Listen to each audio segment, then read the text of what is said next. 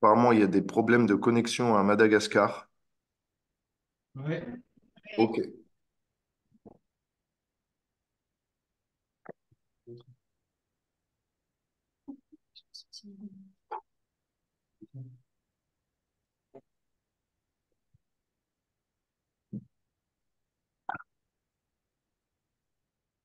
Alors,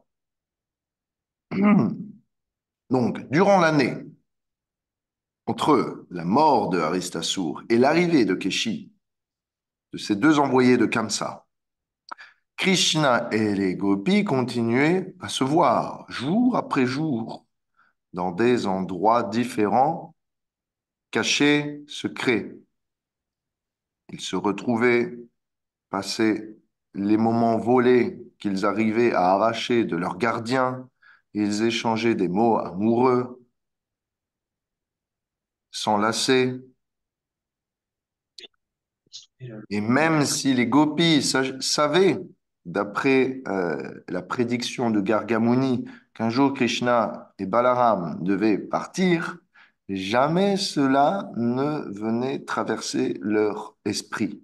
Est-ce qu'un jour Krishna va vraiment partir comme on l'avait prédit? Est-ce que ces moments volés vont s'arrêter d'ici peu? Les gopis n'y pensaient jamais. Quand Krishna était absent, Radha pensait que Krishna était présent devant elle. Et quand Krishna était présent devant elle, Radha, pardon, pensait, elle était même convaincue qu'il n'était pas là. Comment ça se fait? Je crois vous l'avoir déjà expliqué. C'est que quand Krishna est absent de la vision de Radharani, elle y pense tellement fort que sa méditation est si profonde qu'elle voit Krishna partout. Elle pense tellement fort que ses pensées manifestent une réalité différente de laquelle elle est en fait. Et cette réalité lui semble plus réelle que le monde dans lequel elle se trouve. C'est dire les impressions que Krishna laisse dans sa conscience. C'est comme parfois, eh bien, vous prenez, je sais pas, un objet qui vous rappelle une personne et vous vous plongez dans les souvenirs que vous avez passés avec cette personne. Et du coup, eh bien, ces souvenirs vous semblent comme s'ils avaient été d'hier, alors qu'ils peuvent avoir, eh bien, passé plusieurs années. Euh, et quand Radha est en présence de Krishna, elle pense à quoi? Elle se dit, ces moments vont peut-être ne pas durer. Krishna va peut-être devoir partir, pas à Mathura, mais peut-être partir, rentrer chez lui. Peut-être que quelqu'un va venir nous interrompre. Peut-être que euh, on va être pris sur le fait. Peut-être qu'une autre gopi va venir et que Krishna va partir, et ainsi de suite. Alors, Radharani pense aux éventuels problèmes qui vont séparer Krishna, et donc dans ces problèmes, eh bien, elle médite et elle oublie, eh bien, la présence de Krishna. Donc, voilà, c'est une nature contraire. C'est la nature contraire de Radharani. Euh, Donc les deux amoureux, Radha et Krishna, voient le monde d'une façon opposée en réalité de ce qu'il est. Petit à petit, eh bien, l'étendue de leur amour, euh, la gloire de leur relation, qui est si exaltée en termes de sentiments, est venue de se faire connaître des environs et même a pu atteindre eh bien, les oreilles des habitants de la ville de Mathura, qui se trouve non loin au sud. Et en réalité, si ces gloires ont pu atteindre celles de Mathura, eh bien, les habitants de Vrindavan, et en particulier les plus aînés qui sont en charge de la protection des gopis, qui sont en charge de la protection de Krishna, ont venu, eh bien, aussi de plus en plus à comprendre que il y avait des personnes qui étaient amoureuses l'un de l'autre, mais qui n'étaient pas censées l'être, puisque certains étaient mariés. Et donc, ils ont, eh bien, augmenté leur garde. Et donc, ils étaient de plus en plus précautionneux. Plus les années passaient, en réalité, plus eh bien, les gardiens qui empêchaient Radharani et Krishna de se voir rusaient de nouvelles tentatives pour eh bien, garder leur, leur fille euh, dans leur palais. C'était comme une prison. En réalité, pour Radharani, sa chambre, sa maison est une prison et la forêt est sa véritable maison. Parce que c'est dans la forêt qu'elle peut retrouver Krishna. Et c'est dans la maison qu'elle souffre d'être séparée de lui. Alors Krishna souvent pensait dans son cœur, hélas, hélas, pourquoi tant de problèmes et d'opposition? Pourquoi un scandale m'affecte? Moi qui suis noble et né dans une famille princière, cela m'accable. Il y a une rumeur qui court que je courrai après les femmes des autres. Pourtant, de mon point de vue, il n'y a rien de scandaleux. Toujours est-il que mes actions peuvent faire de certains des habitants de Vrindavan, dans ces conditions, malheureux. Je peux les rendre malheureux par ces rumeurs. J'ai créé de mes propres mains des circonstances qui me semblent difficiles à supporter pour moi et celles de mes associés. Que devrais-je faire alors? Krishna se demande. Il se pose des questions. Est-ce que ces rumeurs vont entacher ma réputation, mes relations avec mes amis? Comment puis-je, eh bien, me dépatouiller de ces scandales? Euh, Krishna se dit, les habitants de Vrindavan pensent que les gopis, mes gopis, sont les femmes des autres, alors qu'en réalité, elles ne le sont pas. Elles m'ont appartenu éternellement. Mais parce que nous sommes apparus sur Terre et que nous avons arrangé, que le destin a arrangé qu'elles appartiennent à d'autres tuteurs simplement pour leur protection, euh, les Gopas ne savent pas euh, qu'en réalité, eh bien, ces gopis m'appartiennent, elles sont mes énergies. Et leur cœur a toujours été donné. Donc il n'y a pas de faute dans mes actions. Et le simple fait qu'on peut imaginer qu'il y ait des fautes qui pèsent sur moi me peine, dit Krishna. Mon cœur pense peut-être que je devrais partir un temps de Vrindavan. Et après être retourné, après un certain temps, les habitants de Vrindavan oublieront ces rumeurs, oublieront les fautes qu'ils me font peser et seront contents de me retrouver. Alors, petit aparté, quand j'ai lu ce passage du Gopal Champu, je me suis dit, comment Krishna a voulu volontairement partir de Vrindavan alors qu'il est si attaché? Ça ne fait aucun sens.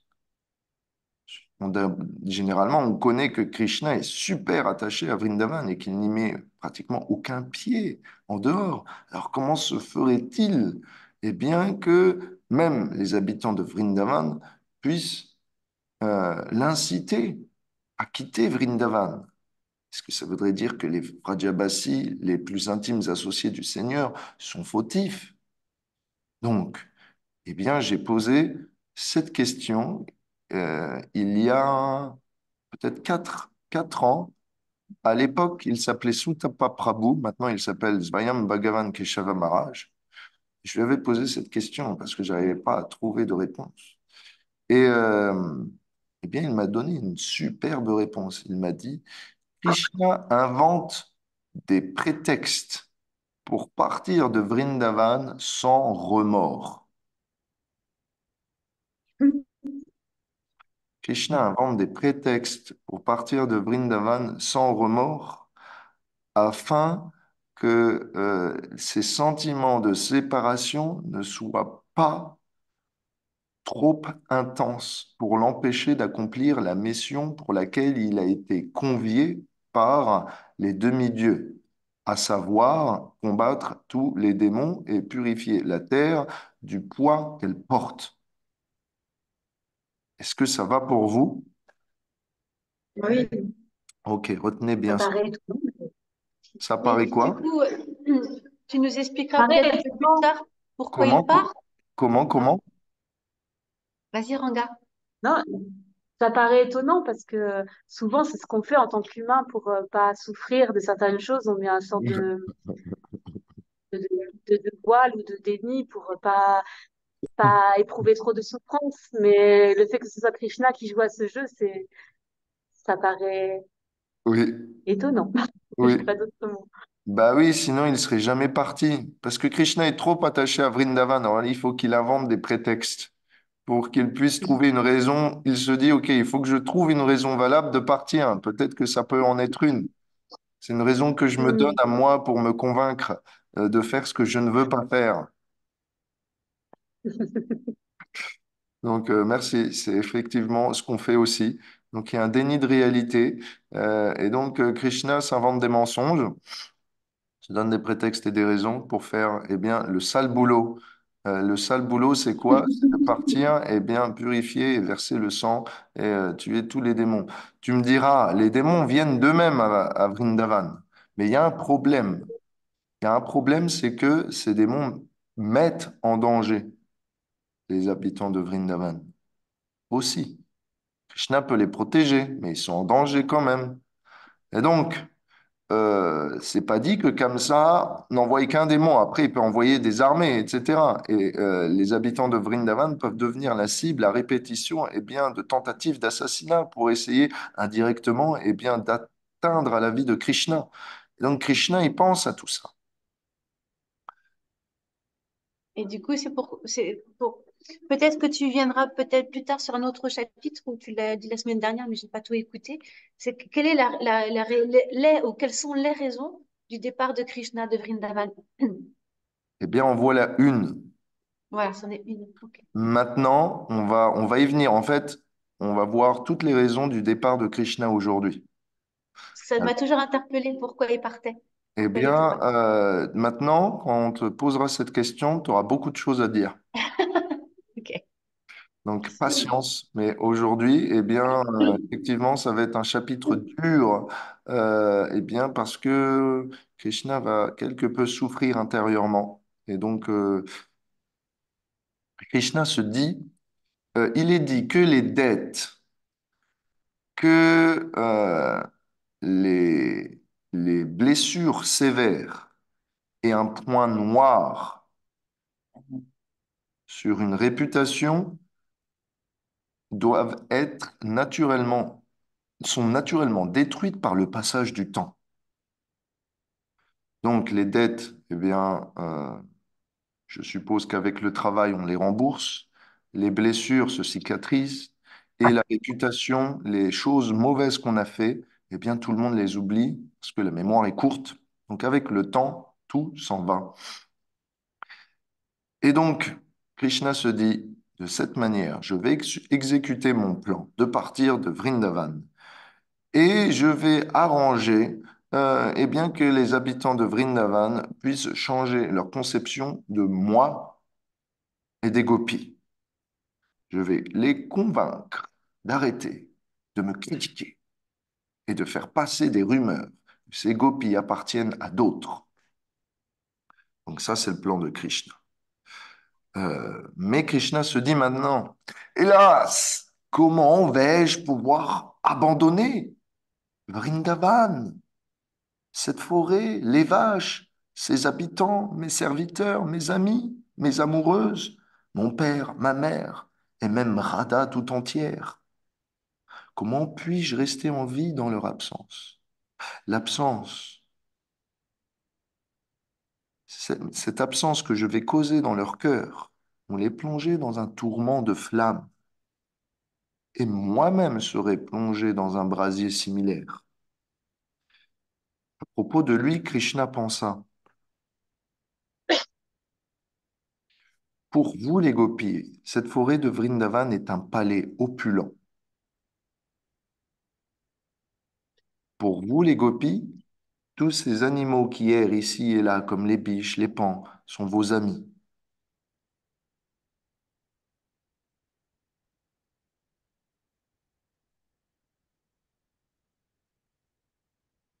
Pour vous les gopis, je suis le nid des oiseaux de vos yeux.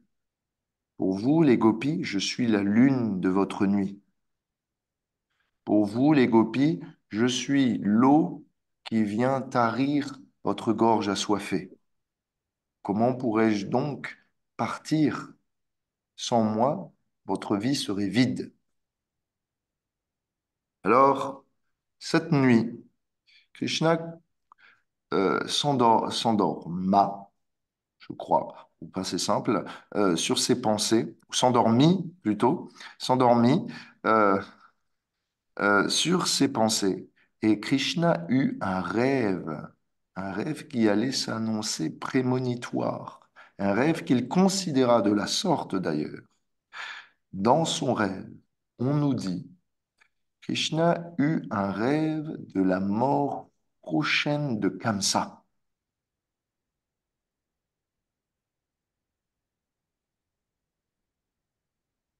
Et quand Krishna se réveilla à l'aube, le matin, il pensa, presque tous les serviteurs démoniaques de Kamsa, ces forces obscures qui le servent, sont mortes de ma main. Et ce rêve m'indique que Kamsa va bientôt mourir, peut-être demain ou après-demain, peut-être même aujourd'hui. Peut-être même cela signifie que Kamsa va envoyer peut-être un de ses autres démons aujourd'hui. J'ai entendu que Vasudev, mon père, Mathura, est maintenant emprisonné par des chaînes parce que Kamsa est effrayé de moi.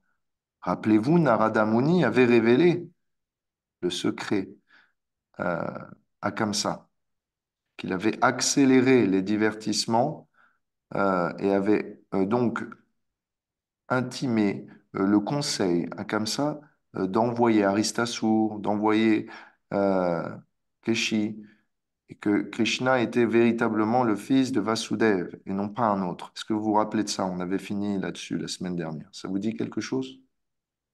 Est-ce que les souvenirs sont frais? Narada Muni avait discuté avec Kamsa, avait révélé tout son plan. Et donc, il avait convaincu que tu dois aller à Vrindavan et arranger un plan avec un arc, un festival, et inviter Krishna si tu ne peux pas le tuer toi-même.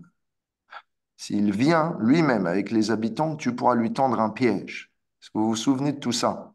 On avait discuté de ça la semaine dernière. Comment Narada Muni et Kamsa avaient aidé Kamsa à essayer de fomenter un plan pour nuire à Krishna. Donc, eh bien, ce plan, finalement, a fait écho jusque à Vrindavan dans les oreilles de Krishna. Et donc, Krishna se dit, Kamsa ne viendra pas lui-même me rencontrer, comme le plan l'indique. Je reste toujours sous la protection de mon père. Je ne peux pas agir indépendamment. Je ne peux pas partir du jour au lendemain. Je dois demander leur permission, comme un enfant le ferait. Une raison pourquoi Krishna ne part pas immédiatement pour sauver ses parents qui souffrent, eh bien, dans la prison de la torture de Kamsa.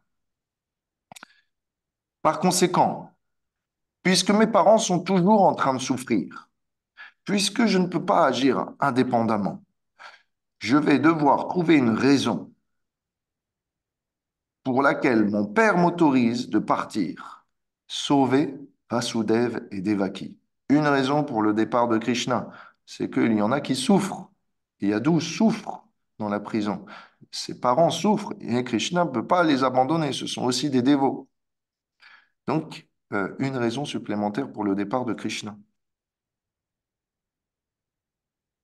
Et Krishna est torturé. Il se dit, si je pars, mon père va dessécher, Yashoda va plus boire. Ils vont maigrir, ils vont souffrir, ils vont se plaindre à répétition. Donc, mon absence, c'est comme une lance plongée euh, dans le cœur. Comment puis-je faire? Si je pars d'un côté pour sauver les autres, finalement, eh bien, d'autres vont mourir de séparation de moi. Krishna est comme ça, il est si attachant que il cause à la fois du bonheur et puis au moment de son départ, eh bien, on est torturé de ne plus être en sa présence.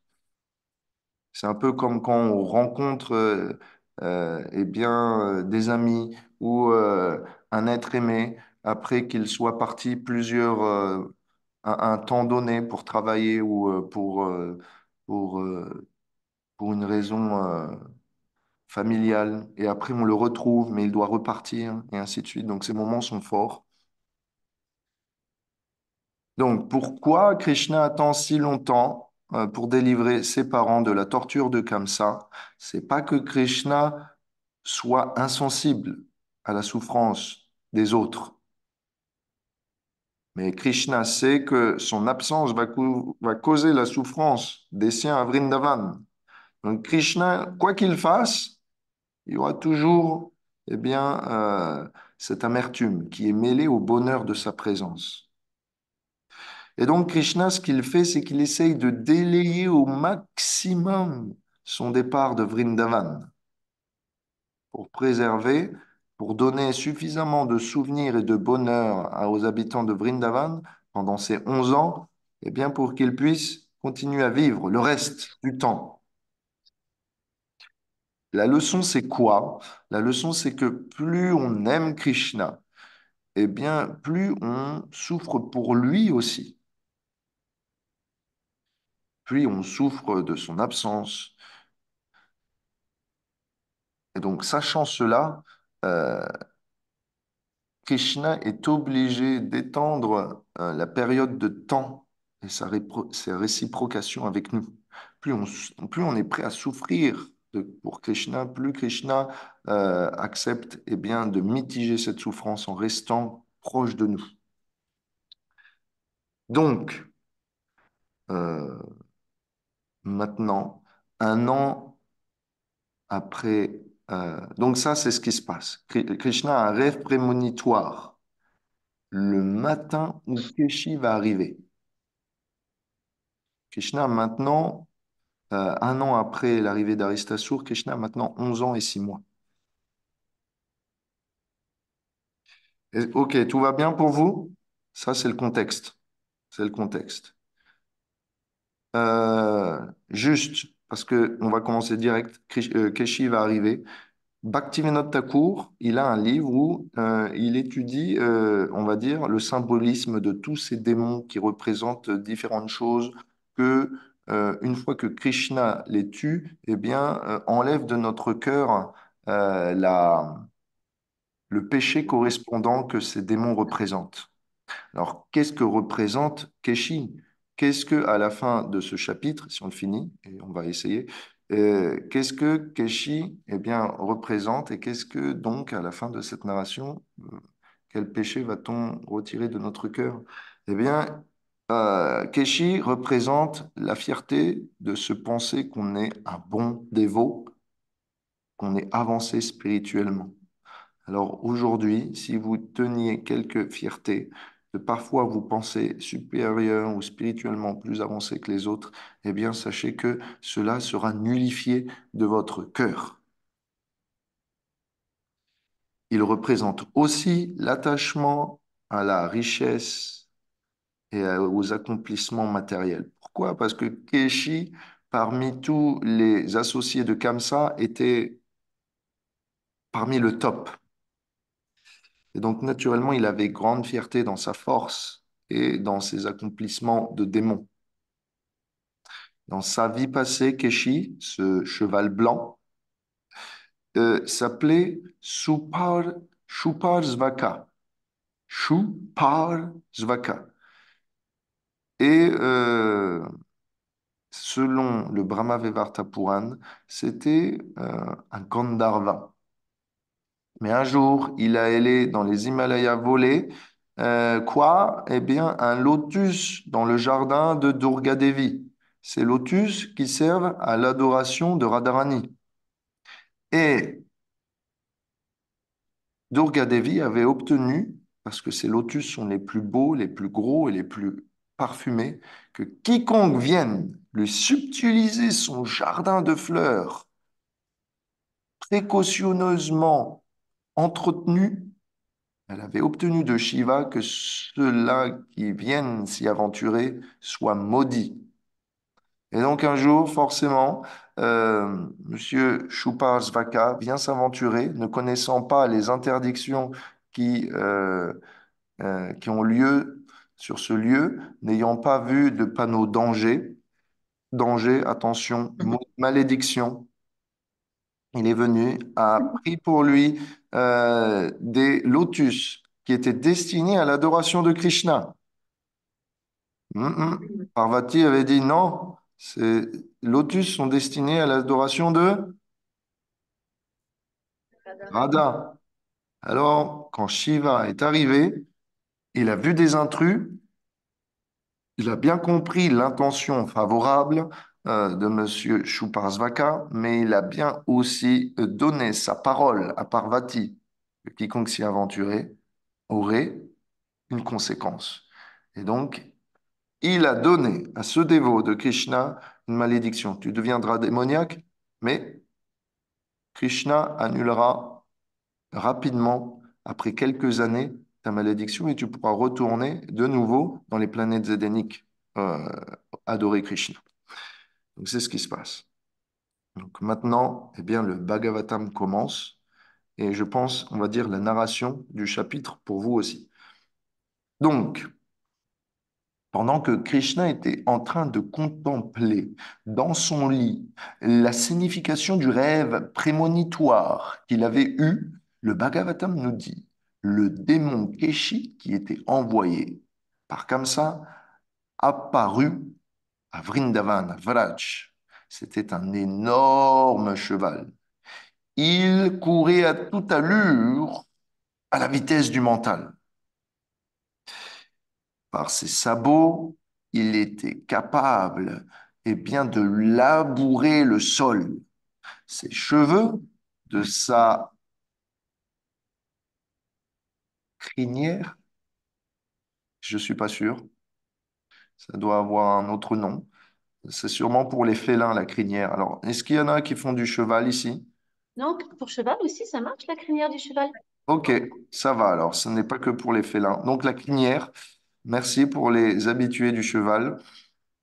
Euh, cette crinière, eh bien, lorsqu'il vous allez ici et là, cette crinière, eh bien, flottait dans l'air et il était tellement géant que cette crinière écartait les nuages. C'est pour vous dire, il était aussi gros qu'Aristasour. Donc, vous savez, hein, les démons, ils ont des pouvoirs mystiques, peuvent rétrécir et s'agrandir. Donc ici, eh bien, on peut considérer que Keshi avait pris la forme d'un cheval géant pour essayer d'impressionner Krishna. Tout le monde était terrifié par le hennissement qu'il provoquait. Alors, quand Krishna vit que le démon était en train d'effrayer tout le village de Gokul par ses cris terribles, il était en train aussi, même avec sa queue, de chasser ici et là les nuages, le Seigneur est venu le rencontrer. Keshi était en train de chercher Krishna pour un combat. Alors, Krishna se mit en face de lui et le challengea d'approcher. Et de façon intéressante, on nous dit que le cheval répondit à la provocation de Krishna en rugissant comme s'il était un lion. Donc, Krishna, que fit-il? Il partit du village et alla longer la Yamuna. En longeant la Yamuna en direction bien, du démon où il se trouvait, euh, ce lieu allait devenir dans le futur connu sous le nom de Keshi-Ghat. Et encore aujourd'hui, il est là le long de la Yamuna. Donc le Keshi-Ghat, c'est juste non loin de là où Kalia bien, avait été battue. Les gloires du Keshi-Ghat sont racontées dans un autre Puran qui nous est dit que cet endroit, quiconque s'y baigne, se baigne est considéré s'être baigné 100 fois dans le Gange. 100 fois plus purifiant que le Gange. C'est pour vous dire les gloires de ce lieu où Keshi et Krishna vont s'affronter. Dans le Harivamsha, on a un peu plus de précision. Comment eh bien, Keshi et Krishna allèrent se rencontrer. Voyant euh, Keshi approchant Krishna, euh,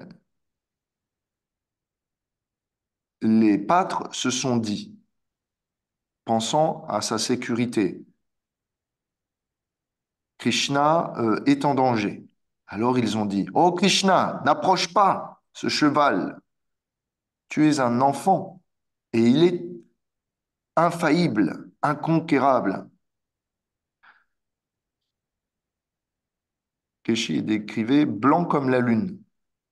Alors Krishna répond à sa mère qui essaye de l'empêcher de partir, retrouver Keshi. Fils, où est-ce que tu vas? Mère, je vais à la rencontre de ce cheval qui terrorise notre village. Ah non, ce cheval est un démon. Krishna répond, mais ce cheval n'a pas de cavalier. Comment un cheval qui n'a pas de cavalier pourrait-il être un danger? Krishna retourne à la maison et ne fait pas de discussion. Krishna répond, Mère, si tu as un peu de sens commun, est-ce que tu peux comprendre ce qu'il doit être fait et ne pas être fait? Je dois protéger et aider les habitants de Vrindavan. Alors, agitée et furieuse, Mère Yashoda s'adresse à son mari, Nanda Maharaj. Depuis ma plus tendre enfance, je ne t'ai jamais demandé quelque chose. Et tu es le maître de la maison ici. Maintenant, cher mari, je te fais une requête. S'il te plaît, accomplis mon vœu. Pourquoi toi et tes amis n'attraperais-tu pas notre enfant et le garderais ici, bloqué à la maison? Pourquoi autorises-tu que notre enfant s'en aille rencontrer ce danger? Comment peux-tu laisser faire cela? Donc, Yashoda pleure ainsi, et il nous est dit euh, que juste avant que Keshi et Krishna se rencontrent, eh bien, il y a un petit divertissement super croustillant. C'est après que Krishna ait eu son rêve, Keshi est arrivé, pratiquement dans la foulée. Krishna se sentait abattu. Pourquoi? Parce que la mort de Kamsa signifiait qu'il allait partir très prochainement, dans les prochains jours, de Vrindavan. Et donc, il allait être séparé de ses amis. Incapable de sortir de son lit à cette pensée, Toujours est-il que Krishna était censé aller garder les vaches et faire son devoir quotidien. À l'aube, normalement, il s'en va pour la traite, et avec tous les gopas, dans l'étable. Mais là, ce jour-là, Krishna est resté à se morfondre dans son lit. Ne voyant pas son ami préféré, Madhu Mangal est allé voir Krishna et à son chevet lui dit, puisque tu n'es pas décidé à partir avec nous aujourd'hui, c'est sûrement la destinée qui me donne l'opportunité sans précédent de pouvoir me déguiser comme toi et prétendant être Krishna, je vais pouvoir aller à chaque porte de Vrindavan pour demander des sucreries. Comme je suis le prince, je vais pouvoir demander une taxe à chaque habitant. Et comme tu es Krishna et glorieux et que tout le monde t'aime, naturellement, en demandant un ladou, j'en aurai 10 à chaque porte. Mon cher Krishna, es-tu d'accord avec cela? Alors, c'est marrant parce que Krishna est au lit, il est morose, abattu, presque malade de la nouvelle de son futur départ, annoncé par un rêve prémonitoire. Et Madhu Mangal, plutôt que de le consoler, eh bien, s'amuse avec lui. De cette manière, Madhu Mangal, eh bien, par l'humour, donne à Krishna d'oublier sa méditation de son départ prochain. Alors Krishna accepte hein, et l'aide à l'habiller comme lui se serait habillé. Et donc, à la fin, une fois que Krishna a déposé eh bien, la plume de pan comme une cerise sur un gâteau, eh bien, Krishna apparaissait euh, avoir un double. Mais le second double paraissait quand même un peu plus grassouillé, on doit le dire, puisque Madhu Mangal est censé être l'ami brahmana qui s'empiffre, eh bien, jour après jour, dès qu'il le peut, dès qu'il trouve une occasion, et il est dit, eh bien, apprécié parmi tous les amis de Krishna, le plus le prasadam. Alors, maintenant, Madhu Mangal, une fois qu'il est habillé en tant que Krishna, s'en va faire Madhukari, ça veut dire, eh bien, mendier, de porte en porte. Keshi, pendant ce temps, avait reçu une description de Krishna. Keshi avait demandé comment pourrais-je trouver Krishna? Kamsa lui avait répondu, les démons, mes espions disent que Krishna, entre tous, est reconnaissable parce qu'il a aussi une plume de pan sur la tête. Or, erreur de Madhu Mangal, il s'est habillé comme Krishna et Keshi cherche un Krishna. Donc vous voyez ce qui va se profiler. Ouais. Compris. Alors, Keshi, voyant une fois arrivé dans le village, quelqu'un qui répond à la description que Kamsa en a faite, voyant en particulier le signe, cette plume de pan, Mm. se met à courir vers Madhu Mangal. Madhu Mangal se met à crier Krishna! Krishna! Govinda! Pendant qu'il essaye d'échapper, Batu, c'est-à-dire le garçon, c'est un surnom de Krishna, Batu s'en va. Et il nous est raconté que pendant qu'il s'en va, Batu, bien que sa vie est en danger, cherche quand même à garder le plus de ladou qu'il peut dans ses mains. Et donc, il est un peu comme ça.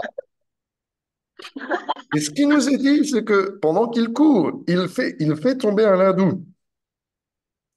Il regarde derrière lui, il voit le démon arriver avec la bouche en rage, les yeux furieux. Mais Madhu Mangal est si attaché par le prasadam qu'il met sa vie en jeu pour cela, se baisse, ramasse son ladou et reprend sa course. tout en criant Krishna. Donc, c'est notre acharya. Si vous êtes prêts, vous aussi, à mettre votre vie en jeu pour du prasadam, eh bien, sachez que vous êtes sûrement un dévot de Madhu Mangal, un habitant de Vladimir.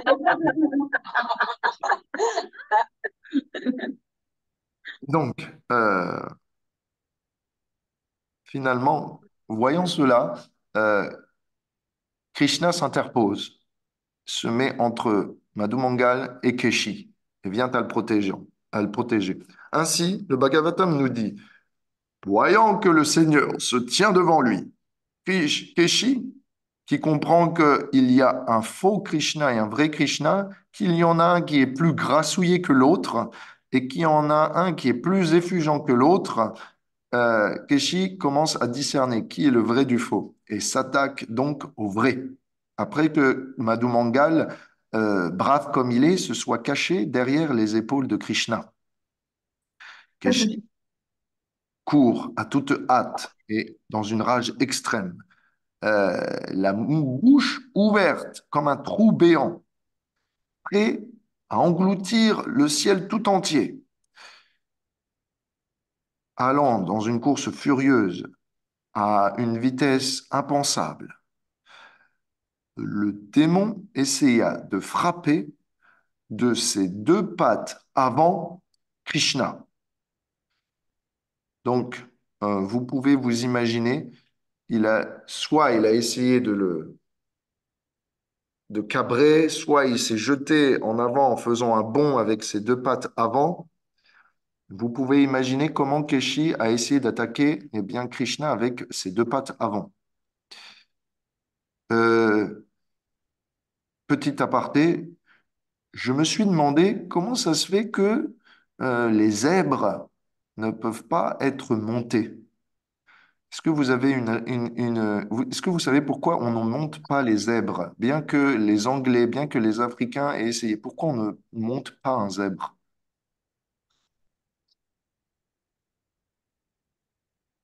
Est-ce qu'il y a des familiers avec les animaux africains? Philippe disait qu'il y a peut-être une superstition. Eh bien non.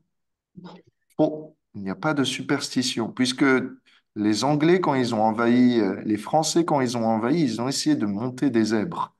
Le problème, c'est que les zèbres peuvent être apprivoisés, mais que c'est tellement dangereux à apprivoiser que le cavalier finit souvent mort avant de le monter.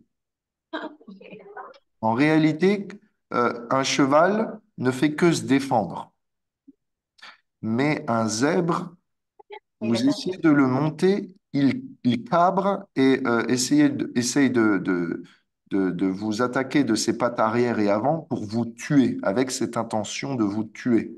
Alors que le cheval ne fait que se défendre, s'il se sent eh bien, en danger. Mais un zèbre est beaucoup plus féroce, en fait, de nature qu'un cheval. Et donc, de nombreuses personnes se sont aventurées à essayer de monter un zèbre et ont fini mortes. Donc, c'est pour vous dire que quand un cheval est mal intentionné, un, un membre des espèces des chevaux est mal intentionné, ça peut être très dangereux. Donc, vous pouvez vous imaginer que Keshi peut être aussi très dangereux.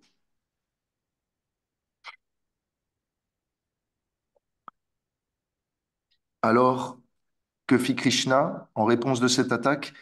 Il évita eh bien, l'assaut et en réponse prit les jambes du démon et vint à le faire tourner et le lança à une distance, alors là, ça va vous étonner, de 100 flèches. Prenez un arc, tirez une flèche et multipliez cette distance par 100. C'est comme si Garuda avait pris un serpent dans le ciel et l'avait laissé retomber, nous dit le Bhagavatam. Et Krishna n'avait même pas bougé d'un pas. de sa position. Keshi regagna conscience, se leva encore plus enragé. Cette fois-ci, il ouvrit sa bouche de nouveau, mais avec de la bave, et attaqua Krishna, qui lui souriait. Et il nous est dit, Krishna montra son pouce de la main gauche, comme ça, et dit à Keshi, veux-tu manger quelque chose? Par ici, viens manger ça. Alors, quand Keshi se vint à se trouver à portée de Krishna, Krishna enfonça son bras dans la bouche du cheval, aussi simplement qu'un serpent rentre dans le terrier d'une souris pour y manger sa proie.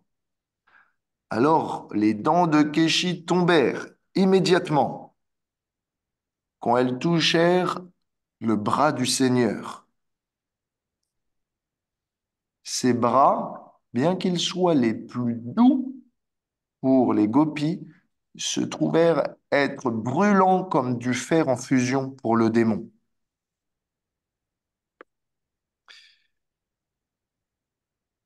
Que fit Krishna une fois qu'il inséra son bras dans la bouche du cheval? Il utilisa son pouvoir d'extension et le dilata jusqu'à bloquer l'air du cheval, si bien que l'âme, au moment de la mort du cheval, ne pouvait partir de la bouche. Et donc, par où l'âme dut partir? Ah, ah, par le bas. Par l'autre côté, Pardon. donc par le bas, ou plutôt pour un cheval, pour la région opposée à la bouche, puisqu'ils sont verticales. Donc par l'anus. Et donc, c'est vous dire euh, la souffrance dans laquelle eh bien, vint à se trouver Keshi. Euh, on nous dit que de la même façon que le bras de Krishna était brûlant comme du fer en fusion pour Keshi, mais doux au toucher pour les gopis, de la même façon, eh bien, ceux qui sont athéistes ne peuvent pas apprécier la pratique spirituelle, alors que celle-ci euh, se trouve être douce comme du sucre pour les pratiquants aguerris. Donc, de la même façon que Keshi va se retrouver purifié au contact de Krishna et va commencer à retrouver le goût d'adorer Krishna comme il le fit dans sa vie passée, de la même façon pour les spiritualistes, il faut passer au début par ce goût amer qui est donné par la jaunisse eh bien, de notre conditionnement. Et une fois que la jaunisse a disparu, une fois qu'on a pris le sucre, le médicament du sucre de la pratique spirituelle de la conscience de Krishna, après le sucre reprend son goût véritable. Comme vous le savez, ceux qui ont la jaunisse doivent prendre du sucre pour se soigner, mais le problème de la jaunisse, c'est que le sucre a un goût super amer, parce que la jaunisse trouble les papilles et donc transforme le goût du sucre en quelque chose d'infâme. Pour autant, le sucre est véritablement doux naturellement, mais celui qui est conditionné par la jaunisse ne le perçoit pas de cette façon. De la même façon, eh bien, un athéiste au contact de la conscience de Krishna au départ peut trouver ça difficile, mais après que ça se répète, eh bien, finalement, ça devient naturel. Et même pour nous, des fois, eh bien, des fois, c'est difficile. Euh, et normalement, avec le temps, eh bien, tout devient beaucoup plus simple. Et plutôt que de lutter contre notre mental, eh bien, notre mental même nous aide. Donc, est-ce que vous vous rappelez comment, dans quelles circonstances Krishna, qui Krishna plutôt avait tué en gonflant auparavant? Est-ce que vous avez une bonne mémoire? Ah, ça- Qui? dans la- Le serpent. Ah, Agassoua, Le ouais, serpent. pas mal du tout. Vous êtes bien. Et euh, qui Krishna avait tué par la bouche, ou plutôt en détruisant la bouche. C'est le canard, ben, c'est Ah l'oiseau. ouais, mais Ben, vous êtes bon, voilà, Bakassoua. Ah, vous me faites plaisir. Vous êtes moi, bon. j'ai du mal à retenir les noms. Je retiens les personnages, mais les noms, c'est un petit peu complexe pour l'instant. Au moins, vous avez retenu les événements. Après, on y mettra des noms, des lieux et un temps. Comme ça, tout sera encore plus réel. Mais on révise. On en profite pour faire quelques petites révisions au passage. Euh, donc, Keshi était en train de convulser avec le bras de Krishna dans sa bouche. Ses yeux se sont écarquillés, ont convulsé aussi. Et finalement, le démon, au moment où a passé son âme bien par la porte arrière, eh bien, a déféqué, s'est fait dessus et est mort sur le sol. Alors, c'est dit que quand quelqu'un euh, hum, quitte son corps, l'âme généralement passe par la bouche. Donc, si vous voyez quelqu'un qui quitte son corps comme ça, c'est bon signe. Par contre, ceux qui ont fait des mauvaises activités dans leur vie passée, enfin dans leur vie, pardon, eh bien, quittent le corps en passant par le bas. L'âme passe par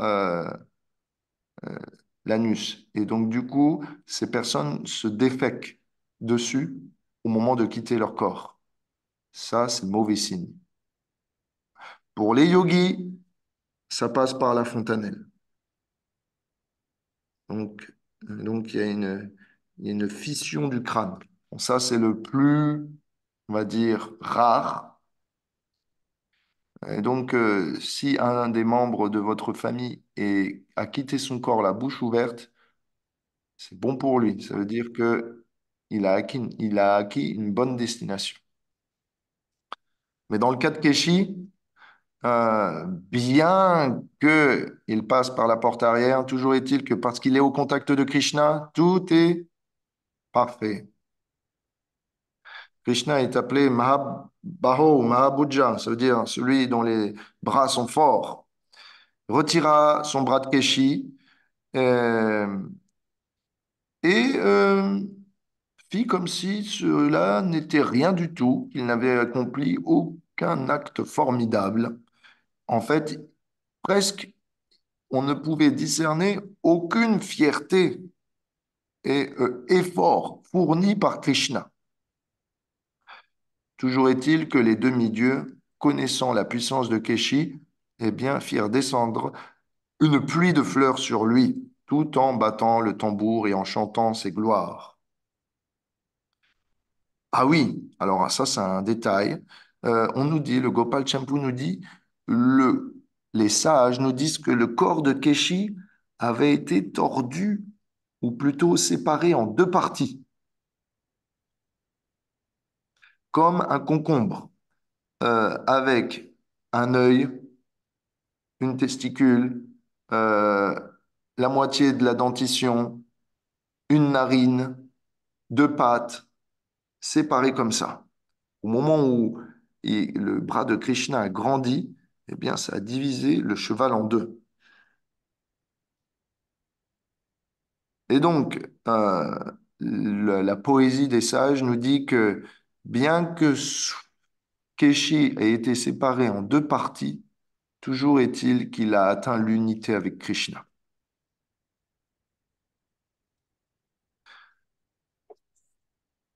Donc, qu'est-ce qui s'est passé? Après que le combat eu lieu, que les habitants de Vrindavan qui s'étaient eh bien, effondrés devant l'émotion et le danger et regagner conscience, tous vinrent se baigner où?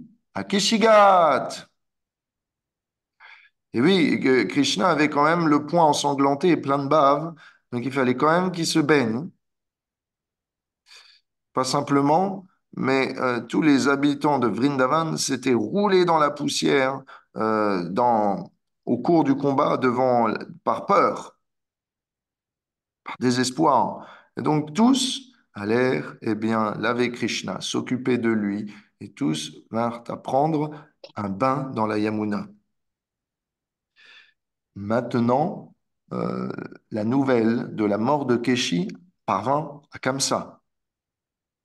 Et celui-ci, nous est dit, était si honteux devant, eh bien, la défaite de son ami qu'il ne sortit pas de son palais comme s'il avait eu un nez cassé.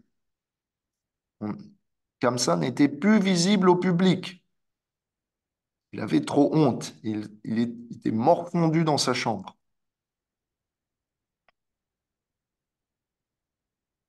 Donc,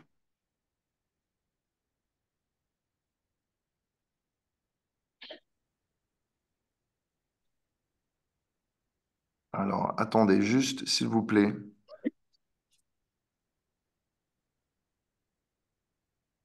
Maintenant, la semaine dernière, on avait vu que Narada était venu, eh bien, parler à Kamsa.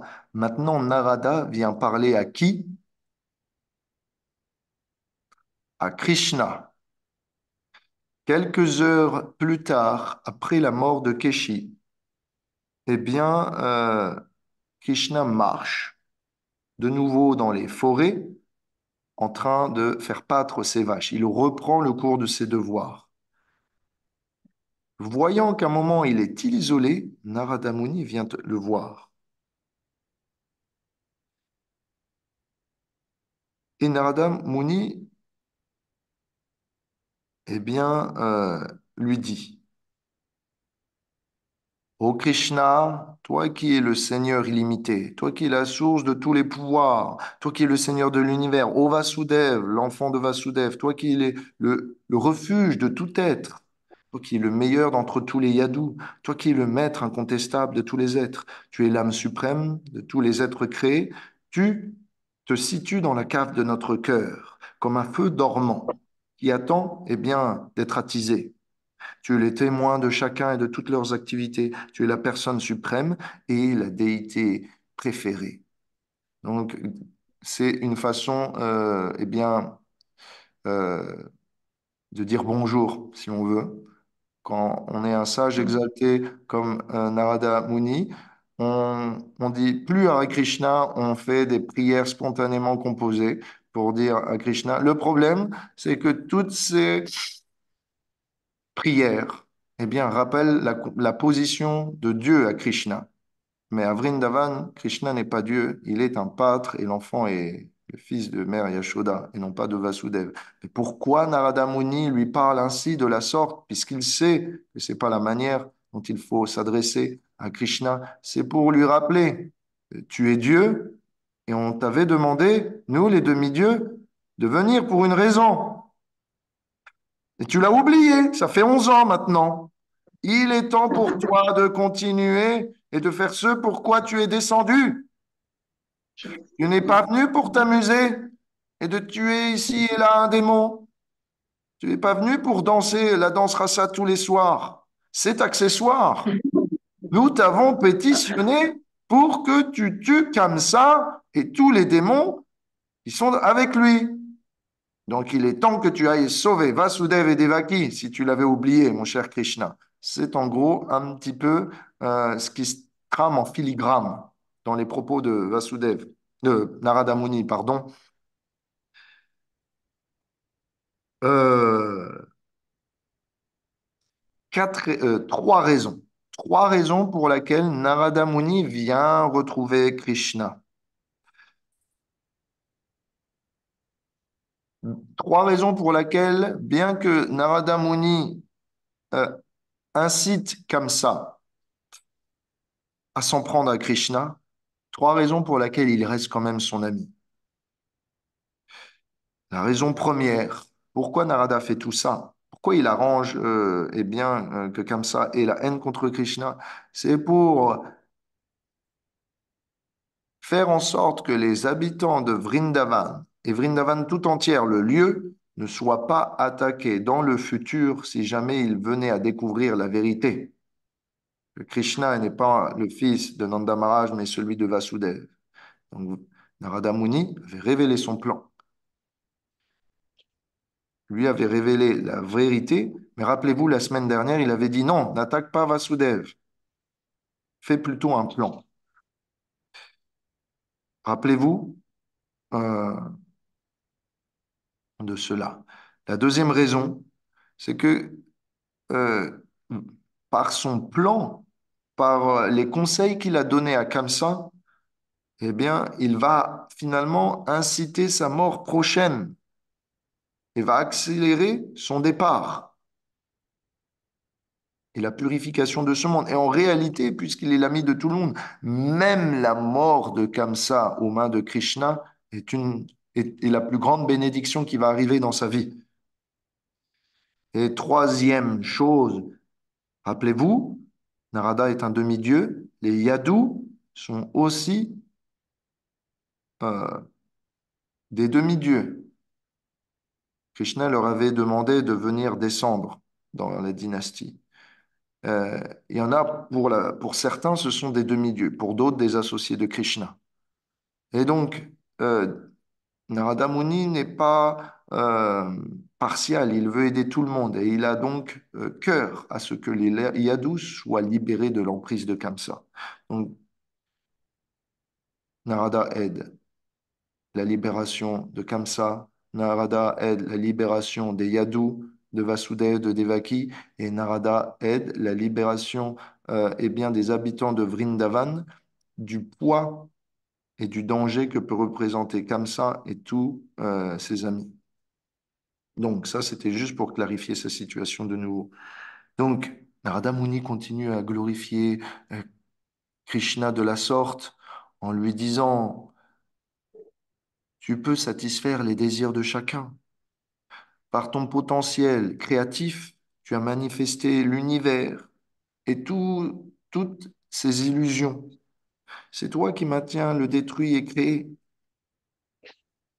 En tant que fils de Nanda, tu as répandu ta gloire partout. Mais maintenant, tu devrais aussi révéler ta compassion à Vasudeva, qui croupit dans une prison. Je te conseille de venir à Mathura et d'enlever toute la peur qui ronge le cœur de ses habitants à cause de Kamsa. Je t'ai dit, Kamsa n'a pas eu l'opportunité jusqu'à présent de mourir. Maintenant, je vais te donner cette opportunité.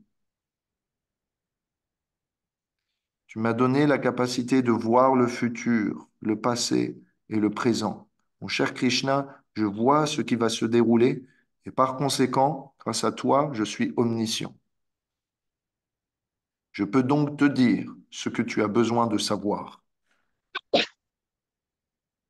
Toi, le même créateur qui est descendu sur terre pour annihiler tous les démons,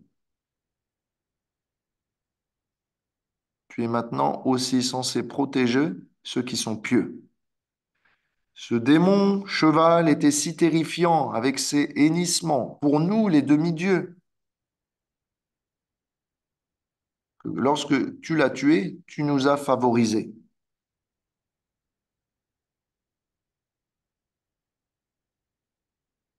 Je peux maintenant aussi te décerner le titre de Keshava, le tueur du démon Keshi. Keshava peut vouloir aussi dire celui qui a des cheveux bouclés, soyeux, mais Keshava peut maintenant vouloir dire aussi celui qui a tué le démon Keshi. Et donc ce titre est décerné ici à Narada Muni. Maintenant, Narada Muni va dire, demain, cher Krishna, Akrura va venir et t'emmener à Mathura, selon le plan que j'ai convié à Kamsa. Tu vas devoir laisser derrière toi ta mère et tes associés.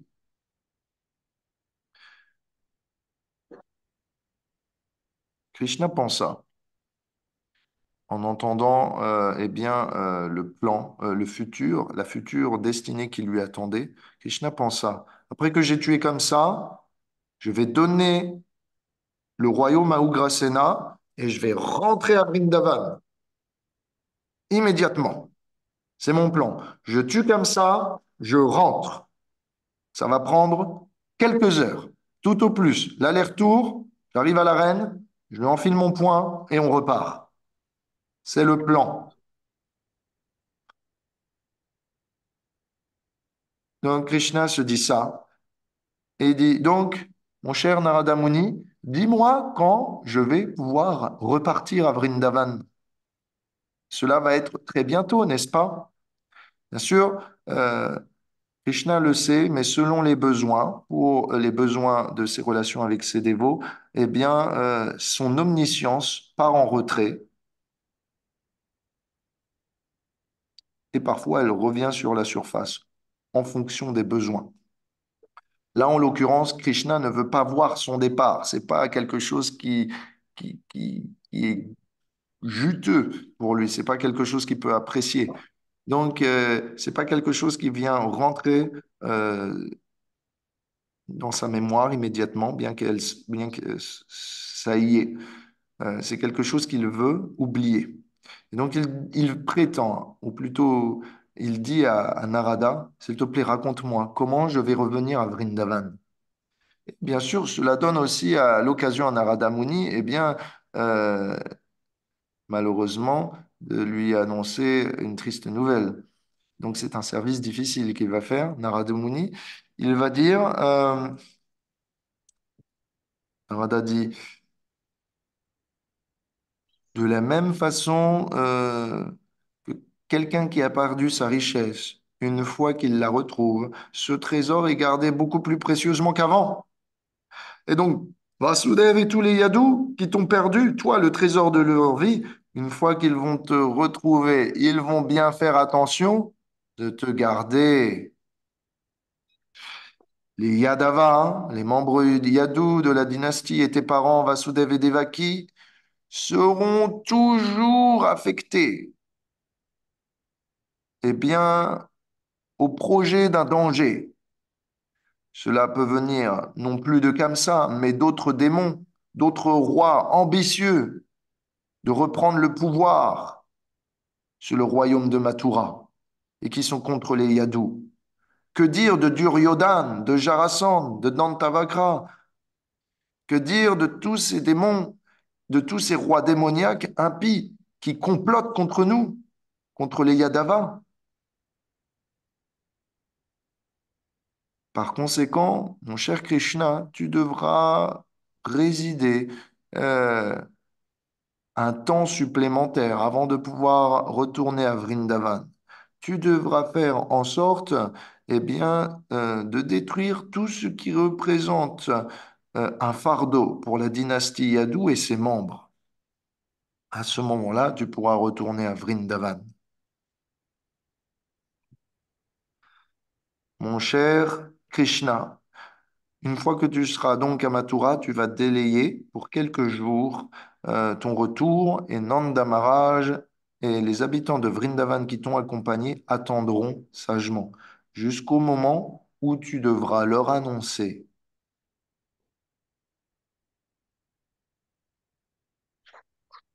que tu dois prendre en charge pour plus longtemps les affaires royales de ta famille. Narada lui dit, avec grand effort, tu vas remettre de l'ordre dans cette dynastie qui avait été désorganisée par Kamsa et ses forces. Avec grand effort, tu vas pouvoir effacer la peine de la perte des enfants que Devaki a pu vivre, toutes ces années de prison et de torture qu'ils ont vécues aux mains de Kamsa. Cela, tu vas devoir rester un certain temps pour pouvoir regagner la confiance que jamais plus, eh bien, tu ne partiras. Donc Krishna va devoir passer un certain temps. En réalité, ce qui va se passer, c'est que Krishna, je vais la faire courte, Krishna va poser des questions. Il va dire, alors, quand est-ce que je vais revenir? Et Narada va lui dire, quand tu auras fait ceci. Et après, quand tu auras fait cela. Et après, quand tu auras fait ceci. Et donc, ce qui va se passer, c'est que Narada Muni va raconter pratiquement en résumé tout le livre de Krishna jusqu'à la fin. Parce que Krishna pose des questions. Pourquoi je dois aller tuer lui? Pourquoi je ne peux pas partir maintenant? Pourquoi je suis obligé de m'occuper de ça? Qu'est-ce qui fait que à chaque fois je dois délayer mon retour à Vrindavan? Donc, ça, c'est les questions de Krishna et Narada Muni doit lui expliquer tout. Il doit lui expliquer, voilà, c'est parce qu'il y a telle politique, voilà, c'est parce qu'il y a tel arrangement diplomatique, voilà, c'est parce qu'il y a telle personne à sauver, c'est ton dévot, tu dois être obligé, voilà, parce qu'il y a aussi une princesse qui t'attend, etc. Et donc, Krishna va apprendre qu'il va être marié, Krishna va apprendre, alors qu'il ne voulait pas à la base. Krishna va apprendre qu'il va devoir tuer un nombre de démons croissant, alors qu'à la base, il voulait pas, il voulait donner ça à charge à d'autres. Krishna va comprendre qu'il va passer beaucoup plus de temps en dehors de Vrindavan qu'il n'aurait jamais pu le concevoir. Krishna va comprendre qu'il va faire des enfants alors que c'était pas son plan. Krishna va comprendre qu'il va être bien, obligé de prendre en charge les enfants de ses enfants, et ainsi de suite, et que finalement toute cette famille va commencer à grandir, et que cela va lui donner des raisons supplémentaires de rester et moins de raisons de repartir. Krishna va comprendre que ça va être difficile de se détacher de toutes les demandes de ses dévots, en particulier Vasudeva et Devaki, qui ne veulent plus jamais entendre parler du départ de Krishna. Alors finalement, Krishna va, seulement après un nombre d'années énorme, trouver une raison valable pour que Vasudeva et Devaki laissent Krishna retourner à Vrindavan. Entre-temps, Krishna, pensant toujours aux habitants de Vrindavan, on va le voir dans le futur, va envoyer des lettres. Il va envoyer des lettres ou il va envoyer Balaram, Uddhava, des messagers portant des lettres. Et ainsi de suite, comme ça, il va manifester que c'est pas de ma faute, j'avais dit que j'allais revenir, mais à chaque fois, il y a un problème. Ne m'en voulez pas, je sais que vous souffrez, je souffre aussi, autant que vous, je ne vous oublie pas.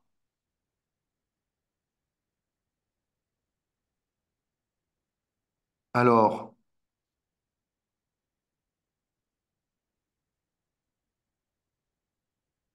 Krishna se pose aussi la question, donc, dis-moi maintenant le moment précis où je vais revenir,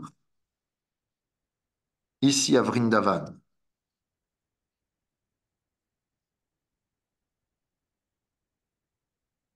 Eh bien, cela va arriver juste après la défaite de Dantavakra et Vidurat. Ça va arriver bien plus tard dans le livre de Krishna. Et après que ces démons soient excommuniés, détruits, Krishna va enfin pouvoir comprendre qu'il n'y a plus de réelle menace sur Terre qui pèse, que lui doit prendre en charge lui-même. Et donc, il va pouvoir retourner à Vrindavan. Alors, quand Krishna va revenir à Vrindavan, euh, il va le faire avec Daruk, son conducteur de char. Celui-ci va être émerveillé de voir que tous ces habitants de Vrindavan ont des sentiments inégalés envers Krishna. Krishna va s'asseoir sur les genoux de Mère Yashoda, de Nanda Maharaj. Il va être placé au milieu et tout le monde en cercle concentrique va regarder Krishna de nouveau. Ils seront réunis. Ils vont pouvoir le contempler à leur satisfaction.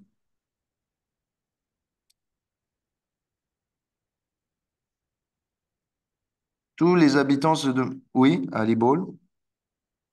Il y a quand même quelque chose qui m'interpelle, c'est euh, vu qu'il peut faire ce qu'il veut, Krishna, pourquoi, entre guillemets, il s'inflige tout ça, tous ces trucs qu'il n'a pas envie de faire, etc. Ah, pourquoi? Ben oui, si Krishna, il pourrait déléguer cela, n'est-ce pas? Il y a bien Ouais. Balaram, il pourrait le faire. Euh, la raison, c'est que Krishna doit satisfaire les désirs de ses dévots. Ah oui. Et il y a plein de dévots qui sont aux prises des démons et qui attendent Krishna et pas un autre. Et Krishna nous a fait la promesse, je dois réciproquer avec vous. Et donc, imagine, eh bien, quelqu'un, bon, tu es à Paris, dans le métro, et quelqu'un vole ton sac à main. Et tu dis, Krishna, Krishna, aide-moi. Et là, c'est Vishnu qui apparaît et qui te rend ton sac à main. Bien sûr, tu vas être vraiment heureuse, mais si Krishna apparaît et te le rend personnellement, je suis sûr que tu seras encore plus heureuse. Et donc, Krishna, sachant cela, que les dévots qui lui sont attachés ne veulent pas voir autre chose que lui, eh bien, Krishna est obligé d'intervenir personnellement pour sauver ici et là toutes des personnes aux prises, aux mains et bien de rois mal intentionnés. Donc, c'est ce qui se passe. C'est que Vasudev, Devaki, ils n'ont d'amour que pour Krishna, pas pour d'autres formes. Et donc, ils veulent garder auprès de Krishna. Et donc, ce qui se passe, c'est qu'il y a une compétition entre qui va garder Krishna. Et Krishna, le problème, c'est qu'il doit satisfaire les désirs de tous. Alors, il pourrait se multiplier. Il pourrait se multiplier, on pourrait dire, hein. Il pourrait être à Dvarka et en même temps, il pourrait être à Mathura, il pourrait être ici et là. Oui, il pourrait le faire. Mais, encore une fois, il fait tout cela de manière parfaite dans le but, eh bien, d'attiser notre désir pour que la rencontre avec lui soit la plus intense et la plus parfaite possible. Et donc, pour que les rencontres avec Krishna se fassent, eh bien, de manière toujours plus sensationnelle, il faut parfois, eh bien, instiguer un laps de temps entre deux rencontres. Et c'est ce qui va se passer avec les habitants de Vrindavan. Donc, bien que les habitants de Vrindavan vont souffrir dans l'amertume, toujours est-il que dans le souvenir qu'ils ont de Krishna pendant ces années, pendant des années, eh bien, ils vont retrouver Krishna. Pas simplement ça, mais il nous est dit que lorsque les habitants de Vrindavan pensent à Krishna tellement fort, celui-ci se manifeste devant leurs yeux. Le problème, c'est que les habitants de Vrindavan se disent, oh, j'hallucine. J'hallucine, je suis en méditation, c'est mes pensées, c'est mes souvenirs, je suis tellement peiné, j'ai tellement de souffrance que en fait Krishna n'est pas en moi, c'est juste une vision, un mirage. Non, Krishna va même envoyer des lettres dans le futur à Radharani, à toutes les gopis, à sa mère, et il dit, et dans ces lettres, il dit, ma chère mère, quand je viens prendre à manger dans la cuisine, c'est moi, c'est pas que t'es folle. Il va envoyer une lettre à Radharani. Ma chère Radharani, quand je suis avec toi dans les bosquets, dans la forêt, ce n'est pas que tu perds la tête. T'as pas besoin de médicaments. Tu n'es pas folle. Et donc Krishna va envoyer des lettres pour rassurer. Je suis dans votre cœur et quand vous pensez à moi, je me manifeste aussi à l'extérieur. Donc, il y a tout ça qui arrive. Alors, voilà, ça c'est les détails. Donc, Krishna a fait ça pour plusieurs raisons. parce qu'il est obligé de satisfaire les uns et les autres, parce qu'il est aussi expert à attiser l'amour dans la séparation pour une meilleure union, et parce qu'en même temps, eh bien, il peut se retrouver avec les siens, bien qu'il soit à distance. Ça fait trois raisons. Cool. Est-ce que ça va? Oui. Ok. Oui. Et donc, Krishna dit, une fois que le démon est mort, que Krishna voit enfin l'opportunité de partir sans problème, on ne le rappellera pas. Il a l'accord de Vasudeva et Devaki, que tout est bien, que tout synchronise, il part. Il demande à Daruk, envoie-moi vite, les chevaux partent. Et à la vitesse du vent, ils arrivent donc à Vrindavan. Le problème, c'est que, je vous la fais courte, c'est que les Vrajabasi, ayant vu Krishna partir une fois, même à son contact, sont toujours dans l'anxiété d'attendre qu'il parte une nouvelle fois. Et ça, ils ne peuvent pas l'accepter. Ils ne sont pas capables de survivre. Alors, à un moment, eh bien, Mère Yashoda, les gopis lui disent, Mère Yashoda en tête et Nanda Maharaj lui disent, écoute, tant que tu n'es pas marié ici à Vrindavan, tant que tu restes célibataire à Vrindavan, nous sommes sûrs que tu vas retourner chez toi, là où se trouvent ton palais, tes femmes et tes enfants. Donc fais ta famille ici et maintenant. Il y a certaines des gopis qui n'ont jamais été mariées parce qu'elles avaient fait le vœu de n'appartenir qu'à toi. Elles avaient adoré Purnamasi Yogamaya pour cela. Rappelez-vous, c'est là les gopis avec qui Krishna avait volé leurs vêtements. Celles-ci, leurs parents ont respecté leurs vœux. Elles sont donc vierges, tu peux les accepter. En particulier, cette fille qui s'appelle Danya. C'est celle qui est, on va dire, la prééminente parmi toutes les jeunes gopis qui avaient adoré Yogamaya pour obtenir Krishna en mariage. Elle s'appelle Danya. Et Yogamaya vient à conseiller eh bien, Nanda Maharaj et Yashoda. Et elle dit, pas simplement Danya devrait être acceptée, mais Radharani aussi. Et toutes les gopis qui cherchent et qui n'ont d'amour que pour Krishna. Alors là, Nanda Maharaj dit, euh, qui est Radharani?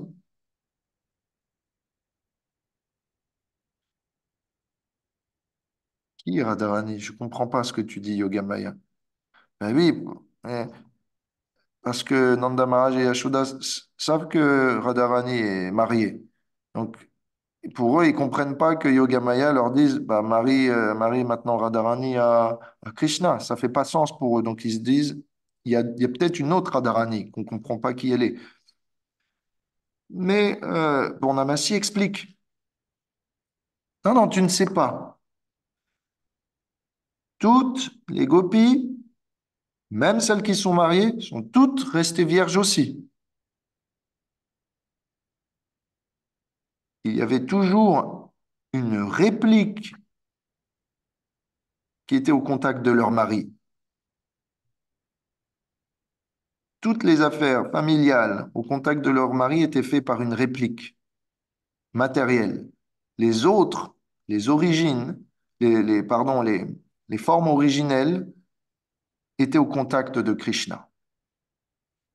Donc tous ces mariages sont faux, sont arrivés comme un rêve. Les formes qu'ont mariées les pâtres sont les copies des formes originelles que Krishna euh, a pour compagne éternelle. Alors, Nanda et Maharaj et Yashoda disent, euh, tu peux nous l'expliquer à nous, mais qu'en est-il eh bien, des beaux-pères et des parents qui ont marié leurs filles, les gopis? Ça, ils ne peuvent pas le comprendre quelle preuve as-tu de ce que tu avances? Alors, Purnamasi dit, mon cher Nanda Maharaj, Yashoda, tu vas devoir organiser un grand festival. Dans ce grand festival, tu vas convier tout le monde. Et lorsque tout le monde sera réuni, j'arrangerai que tout le monde comprenne que toutes les gopis sont restées vierges et que les copies qui étaient mariées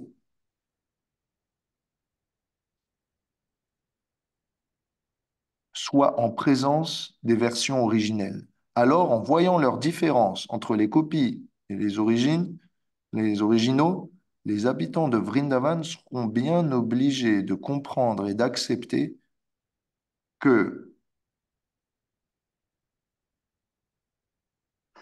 les originaux sont toujours restés vierges et n'ont jamais été mariés, et que seules les copies, eh bien, étaient en présence de leur mari. Cela, j'arrangerai, ne t'en fais pas. Alors, lors de ce festival, je saute les détails, le Gopal Champu nous raconte que finalement Durga Devi, appelée par Yogamaya, se présenta dans le ciel. Alors, Durga Devi expliqua et convia toutes les copies en présence des originaux. Voyant la plus belle effulgence et la plus belle beauté dans les originaux plutôt que dans les copies, même s'ils se ressemblaient l'un et l'autre, toujours est-il que l'un était une contrefaçon et l'autre non. Alors les habitants de Vrindavan acquiescèrent et comprirent, bien qu'ils ne pouvaient savoir la façon dont, pendant des années, ils n'avaient pas pu voir et bien qu'il y avait des copies et des originaux.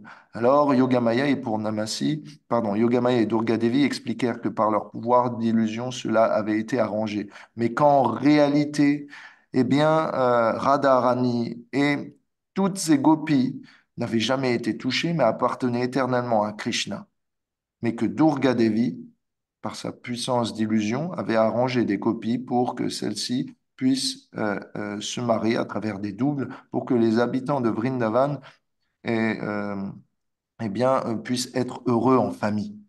Donc, vous voyez, il va se passer un festival comme ça, et finalement, après quoi, une fois que tout le monde aura vu la vérité, un mariage va pouvoir être organisé et accepté par tous. Radharani, toutes les gopis vont pouvoir simultanément se marier avec Krishna. De la même façon que Krishna peut se multiplier pendant la danse rasa, Krishna va se multiplier en un nombre équivalent de mariages, de processions. Donc même tous les habitants de Vrindavan vont se multiplier sans leur connaissance. Chacun va aller dans la procession de chacune gopi. Alors, ça paraît incroyable, impensable, inconcevable. Et oui, c'est le cas, c'est la puissance de Krishna. Et bien sûr, ne vous en faites pas, Balaram aussi va avoir son lot de mariage avec ses gopis. La même chose pour lui. Rohini va arranger avec Yashoda et Nanda Maharaj que Balaram soit marié.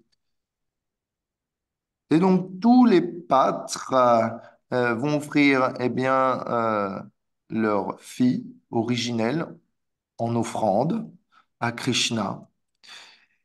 Et finalement, maintenant que cela est fait, après avoir passé quelque temps dans la forêt de Vrindavan, voyant que le temps était maintenant venu de partir avec ses associés de Vrindavan, que fit Krishna? Le Gopal Champu nous dit qu'il demanda. Alors là, je vous, je vous demande de mettre votre logique sur pause, encore une fois, si ce n'était pas déjà fait. Mais là, on va encore aller plus loin. Krishna demande à Daruk, son conducteur de chariot, amène le chariot. Par mes pouvoirs mystiques, il va s'agrandir suffisamment pour que tous les habitants de Vrindavan puissent rentrer dedans. Ensuite, nous allons nous rendre au Brahmandagat, Vishrambhagat. Est-ce que vous vous rappelez lorsque le divertissement où tous les habitants de Vrindavan, après avoir visité, enfin après que Krishna ait sauvé des eaux et retrouvé son père dans le palais de Varuna, tous les habitants de Vrindavan sont allés se plonger dans un lac où ils ont vu le monde spirituel, le Brahmajyoti, les planètes Vaikunta. Et après, ils se sont rendus compte que Vrindavan, ils étaient des associés éternels de Vrindavan et ils se sont rendus compte qu'il n'y avait aucune place en comparaison. Et donc, du coup, Krishna avait arrangé que les habitants de Vrindavan n'aient plus besoin d'imaginer qu'ils soient déchus, qu'ils soient des humains normaux, qu'ils aient besoin d'atteindre les planètes zédéniques, etc. Est-ce que vous vous rappelez de ça? Vous dit quelque chose? Quand ils sont Oui. rentrés dans les eaux d'un lac et qu'ils ont vu tout le monde spirituel qui sont ressortis, et bien dans ce même lac, Krishna va dire à Daruk, on rentre tous à l'intérieur de ce lac et on retrouve Goloka, comme les habitants ont pu le faire par le passé. Alors il nous est dit que tous les habitants de Vrindavan ont pu se retrouver dans ce chariot mystique qui modifie le temps et l'espace et ont pu rentrer dans ce lac qui finalement est un tunnel vers le monde spirituel. Et de cette manière, eh bien, les habitants de Vrindavan sont retournés eh bien, au monde spirituel. Maintenant, est-ce que vous avez des questions? OK, tout va bien. Eh bien, je crois qu'on a fini. Voilà. Ah oui, c'est Euh, tout. Normalement, le chapitre n'est pas fini. Bon. Il reste. Attends, Oui, oui, oui, Suchitra. J'ai pas entendu. Ben Vas-y. non, c'est parce que je voulais savoir s'il existait un recueil de toutes les lettres de Krishna quand il est parti et qu'il a écrit aux habitants. Euh, ouais, pas toutes, hein. Enfin, à ma connaissance, non. Mais on en a quelques-unes. Et, Hmm. et euh, tous ces échanges sont répertoriés par Jiva Goswami, en tout cas une partie, et on va les voir plus tard, au moment venu. Ah, ok.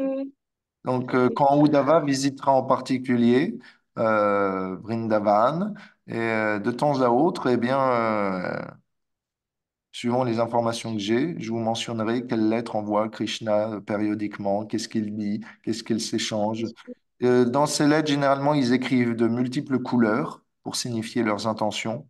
Rouge, la passion, vert, l'espoir, ce genre de choses. Donc l'encre est choisie, la couleur de l'encre est choisie. Ils ont des messages codés. Ils ont aussi, euh, euh,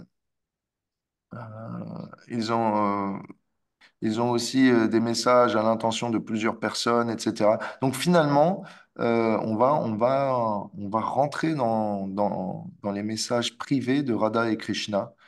Et vous allez voir que c'est plutôt euh, savoureux. Et donc, bien que dans les semaines qui vont venir, on va sortir de Vrindavan, toujours est-il que en filigrane, voilà, en sous-main, on va toujours avoir une petite connexion à Vrindavan et on aura toujours des nouvelles de Vrindavan. Parce que ce qui va se passer, c'est que durant toutes ces années où n'est pas en présence de ses habitants de Vrindavan, eh bien, il va converser quotidiennement. Il va toujours avoir des allers-retours de messagers. Soit des messagers sont envoyés de Nanda Maharaj à Mathura ou à Dvarka, soit Krishna envoie les siens. Et donc, il va toujours y avoir des allers-retours comme ça. Et quand ce n'est pas des messagers, c'est des pigeons voyageurs.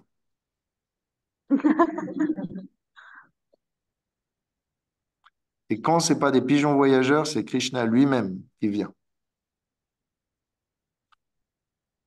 Donc, vous allez voir. Par exemple, le tilak là qu'on a sur le front, ça vient d'un endroit précis à Dvarka, non loin de Dvarka. Et c'est dit que les gloires de ce tilak, pourquoi on met ce tilak et pas une autre place? Pourquoi on ne met pas la terre de Vrindavan directement? Pourquoi on met la terre de Dvarka plutôt? Eh bien, c'est que après des années de séparation, quand Krishna a invité les gopis à se retrouver à Kurukshetra, qu'ils pouvaient faire ça, qu'ils pouvaient se retrouver sans danger, eh bien, non loin, ils ont accompli une danse rasa. Une danse rasa après des années de séparation avec Radharani et toutes les gopis. Et c'est à cette danse rasa que l'on extrait l'argile qui vient servir eh bien, de tilak sur les parties de nos corps. Donc ce tilak n'est pas simplement bien, un hommage aux pieds par Lotus de Krishna ainsi qu'à Tulasi Devi. Il est aussi un hommage à toute la poussière de toutes les gopis avec Radharani à leur tête qui, dans leur séparation, eh bien, ont pleuré et ont formé ce lac qui vient orner avec son argile notre front. Donc c'est chargé de la puissance de Radharani et de toutes les gopis et de leurs sentiments passionnés, de leur joie de retrouver Krishna. Donc magnifique. Euh, donc on va voir qu'il y aura aussi des danses rasa, même en dehors de Vrindavan. Ça nous est dit dans les Puranas. On n'en parle pas souvent. Toutes ces choses-là, en fait, tout ce que je vous ai dit pratiquement, moi, je ne l'ai jamais entendu, bien que je l'ai lu. J'ai jamais, mais c'est normal parce que le départ de Krishna de Vrindavan et le départ des habitants de Vrindavan de la terre est aussi un moment douloureux. Alors, on n'aime pas trop parler de ça. Voilà, on se tait là-dessus. On se tait. Mais bon, vous avez besoin de savoir aussi. Moi, je me suis toujours posé la question comment les habitants de Vrindavan ont vécu, comment ils sont partis, comment ils ont quitté ce monde. Ben, maintenant, vous avez la réponse. Donc, voilà, est-ce que vous avez d'autres questions? Dans le chapitre, Oui, sur le livre, en tout cas, il parle de Vyomasura. ouais, on va le voir la semaine prochaine. J'aurai pas le temps de le faire. D'accord. On va Ok, le ok. voir. Ah oui, on va le voir. C'est pas très long, hein, de toute façon. Et c'est un divertissement qui est particulier parce que c'est un divertissement qui nous ramène dans l'enfance de Krishna. Ça s'est pas passé dans l'ordre chronologique. C'est quelque chose que Shukadev raconte, qui vient de ressurgir dans sa mémoire, mais qui est passé quand Krishna était jeune, qu'il était encore en train de garder des veaux et non pas des vaches. C'est vraiment très jeune. Il avait, quand il avait quelques années, quoi. Et donc, ça va nous ramener en arrière. Là, ce qui nous reste à voir la semaine prochaine, on fait Vyomasura et on parle d'Akrura, la venue d'Akrura. Juste après Keshi, Keshi va mourir et quelques heures après, Akrura va arriver. Et Akrura va annoncer la nouvelle. Votre fils est convié à Mathura. Tous les habitants de Vrindavan sont invités pour le festival de l'arc avec Shiva. Et en même temps, on va avoir une petite compétition pour le plaisir des citoyens, une compétition de lutte. Donc ça, c'est ce qu'on va voir la semaine prochaine. Donc lisez le chapitre, pour moi, ça va être le chapitre 38. Pour vous, maintenant, je ne sais plus. 38. C'est 38. Ok, bah on s'y retrouve. Donc c'est bien, je suis content, ça fonctionne. Dans le livre 2, c'est le troisième chapitre. Dans le livre Oui, des films, moi, bah j'essaie de oui, me parce concentrer que par vous avez rapport le au... livre de Krishna en deux parties. Et C'est ouais, ça, hein. Ça, c'est la vieille édition. Et et donc, ouais. bah oui. Donc, bah, comment vous allez faire pour vous y repérer? Par Juste le titre, pile. par le titre et par les Ouais, c'est ça. personnages. Voilà. Je ferai le synopsis et tout ça. Et avec ça, vous pourrez vous fier si c'est le chapitre ou pas. De toute façon, mes chers amis, j'espère que vous avez apprécié ce chapitre. J'espère que vous avez apprécié la défaite de Keshi. J'espère que vous avez apprécié les allées et venues de Madhu Mangal, que vous avez apprécié l'histoire de Narada Muni et le départ des habitants de Vrindavan. J'espère que vous avez apprécié tout ça. Euh, et donc, je fais une petite prière ensemble pour vous, pour nous, tout le monde. Je t'en prie, mon cher Krishna, ma chère Srimati Radharani, ma chère Vrinda Devi, mon cher Nanda Maharaj, ma chère Yashoda et tous les habitants de Vrindavan avec Narada Muni qui comptent leur gloire sans cesse. puissiez-vous, je vous en prie, insuffler en nous la dévotion suffisante pour, dès à présent, pouvoir conquérir le cœur de Krishna et le servir inconditionnellement. Si vous êtes d'accord avec cette prière, vous pouvez lever les mains et dire Hare Krishna! Allez, Ah, Krishna. Krishna. Rajabhumi Vrindavan Srimati Radharani Vrindavan Chandalal Nanda Maharaj Yosha Damata Balaram Ki Jai, Nitai Jai. Sachi Sutta Nityananda Ki Jai, Radha Maya Jai. Purnam Ki Yamuna Kalindi Devi Maya Purnamasi Ki Jai, Jai. Narada Muni Devarshi Ki Jai. Jai. Samaveta Bhaktavrinda Ki Srila Prabhupada, fondateur de la société de l'ISKCON Ki Jai. Nitai Gaur Premanande. Haribol. Merci à vous tous pour votre présence, merci pour votre soutien, pour votre sourire, pour votre réactivité et pour votre fidélité. Merci à toi. Allez, Krishna. Très Merci, bien. Rebecca. Bonne semaine à tous. Bonne semaine, je vous envoie quelques vidéos. Euh, Avec plaisir. et cette fois-ci, ce sera des vidéos de Harinam, comme ça vous verrez ce qui se passe. Wow. Avec plaisir. Bye bye. Bye bye. Prenez soin de vous. Bonne semaine, protégez-vous, priez bien et plein d'amour. Merci. Mais